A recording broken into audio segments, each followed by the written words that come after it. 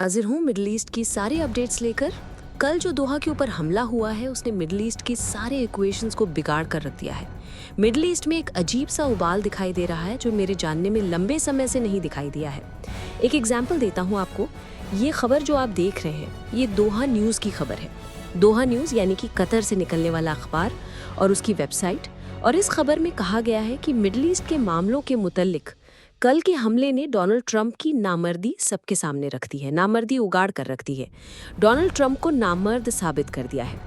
Importance का प्रयोग किया है। डोनाल्ड ट्रंप की जो इम्पोर्टेंस है वो बिल्कुल प्रूव हो गई है। अब आप ये कल्पना करके देखिए कि क्या दोहा वाले हमले के पहले, दोहा पर जिस तरह से इजराइल ने कल हमला किया उसके पहले ये कहीं से मुमकिन था कि मिडल ईस्ट का कोई अखबार या कतर का कोई अखबार डोनाल्ड ट्रंप को नामर्द कहता सीधे सीधे? एकदम पॉसिबल नहीं था। उस अखबार पर बैन लगा दिया जाता, कतर के अमीर उसको फ़ोन करवाकर खबर को वापस करवा लेते। लेकिन दोहा न्यूज़ छाप रहा है, डोनाल्ड ट्रंप को इम्पोर्टेंट कह रहा है, नामर्द कह रहा है, और वो खबर पूरी दुनिया में पढ़ी जा रही है। और इसकी वजह बहुत साफ है। इसकी वजह यही है कि पूरे मिडल ईस्ट में इसको लेकर एक गुस्सा फैला हुआ है, इसको लेकर एक चिढ़ फैली हुई है, इसको लेकर एक फ्रस्ट्रेशन फैला हुआ है कि अब इजराइल उन मुल्कों पर भी हमला कर रहा है, अमेरिका जिनको अपना दोस्त कहता है। एक बात तो समझनी चाहिए, अमेरिका किसी का दोस्त नहीं है, अमेरिका किसी का अलाई हो ही नहीं सकता है। अमेरिका या कोई भी मुल्क किसी का अलाई या दोस्त तब होगा जब बराबर समझेगा।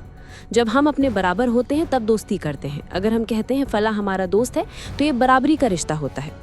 हकीकत यह है कि मिडल ईस्ट के इन अरब मुल्कों ने अपनी सारी इज्जत, अपनी सारी दौलत और अपना सारा का सारा रुबाब जो है वो अमेरिका के पैरों में रख दिया है, जिसकी वजह से आज उनको ये दिन देखना पड़ रहा है। लेकिन अब ऐसा लगता है कि इन देशों में एक नाराज़गी, एक खलबली है। मैं शुरुआत करता हूँ यूएई से।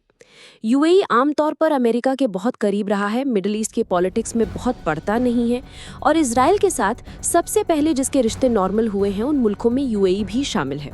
उसके इजराइल के साथ तिजारती रिश्ते हैं और बाकी रिश्ते भी हैं।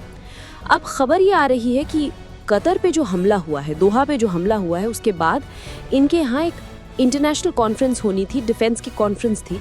इजराइल के आने पर बैन लगा दिया गया है, यानी इजराइल को मना कर दिया गया है कि यूएई की सरजमी पर जो डिफेंस कॉन्फ्रेंस हो रही है उसमें आप हिस्सा नहीं लेंगे।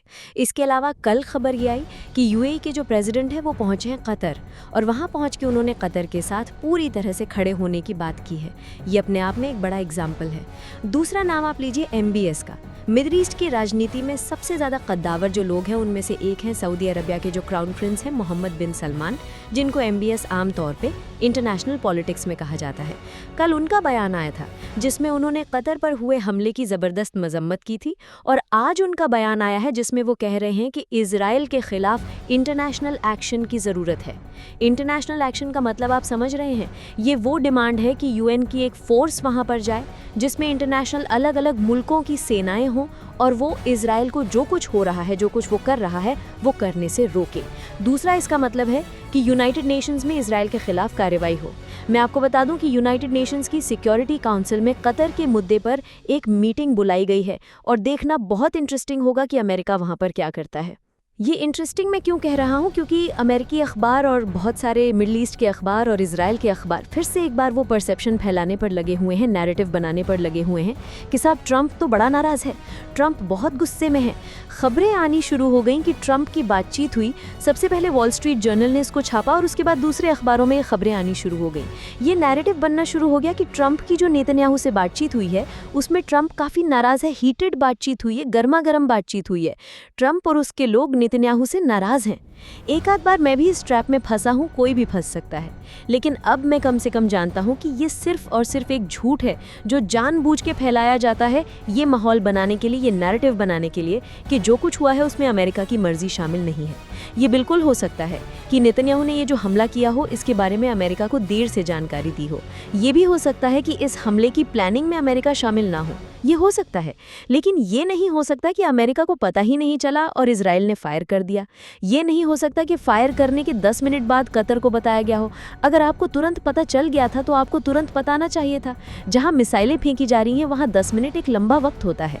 एक थियोरी ये आ रही है कि टर्की ने इंटेलिजेंस दी थी। टर्की ने सीधे कतर को और हमास को ये सूचना दे दी थी कि इजराइल मिसाइल्स फेंक रहा है, और उसी वजह से वो लोग वहां से निकल गए थे, जिसकी वजह से हमास के लीडर्स तो नहीं मारे गए।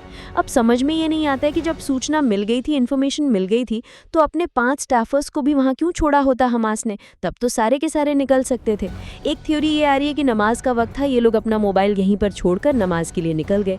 अब इसमें सवाल ये है कि वो 5 स्टाफर्स क्यों नहीं निकले? तो सवाल तो बहुत सारे हैं, ये सामने आएंगे, इन पर बात भी होगी। लेकिन टर्की जाहिर तौर पर अब सावधान है। कल मैंने आपको बताया था कि इजराइल में कई पत्रकारों ने ऐसा कहा कि अभी तो कतर हो गया, अब अगली बारी जो है वो टर्की की है। टर्की ने पेट्रोलिंग बढ़ा दी है, एयर पेट्रोलिंग। अपने जो उसकी हवाई सीमा है उसके अंदर एयर पेट्रोलिंग बढ़ा दी है और ऐसा लग रहा है कि टर्की किसी भी तरह के हमले के लिए तैयार है। अगर टर्की पे हमला होता है तो समझिए ये बहुत बड़ी जंग होगी, ये छोटी मोटी जंग नहीं होगी। और इजराइल एक ऐसा मुल्क है जो किसी से भी कभी भी जंग छेड़ सकता है। लौटते हैं ट्रंप के ऊपर। अगर ट्रंप इजराइल से सच में नाराज़ हैं तो एक छोटा सा काम करके दिखा देना चाहिए था उनको। ये जो हमला हुआ और ये नाकाम हमला जो हुआ, मैं बात करूंगा कि ये सब नरेशन क्यों फैलाया जा रहा है। ये जो नाकाम हमला हुआ, इजराइल बुरी तरह से फेल हुआ अपने हमले में। एक तो इजराइल के रिश्ते खराब होने शुरू हो गए। जो मुल्क इजराइल को लेके थोड़ा नरम थे जैसे कि यूएई, वो भी नाराज नजर आ रहे हैं। अरब